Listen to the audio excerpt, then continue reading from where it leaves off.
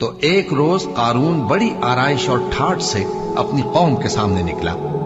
جو لوگ دنیا کی زندگی کے طالب تھے کہنے لگے کہ جیسا مال و متاع قارون کو ملا ہے کاش ایسا ہی ہمیں بھی ملے، وہ تو بڑے نصیب والا ہے۔ اور جن لوگوں کو علم دیا گیا تھا وہ کہنے لگے کہ تم پر افسوس، مومنوں اور نیکوکاروں کے لیے جو ثواب اللہ کے ہاں تیار ہے وہ کہیں بہتر ہے، اور وہ صرف صبر کرنے والوں ہی کو ملے گا۔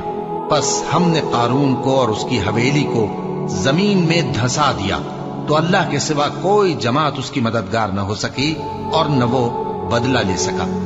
اور وہ لوگ جو کل اس کے رتبے کی تمنا کرتے تھے صبح کو کہنے لگے ہائے شامت، اللہ ہی تو اپنے بندوں میں سے جس کے لیے چاہتا ہے رزق فراخ کر دیتا ہے اور جس کے لیے چاہتا ہے تنگ کر دیتا ہے۔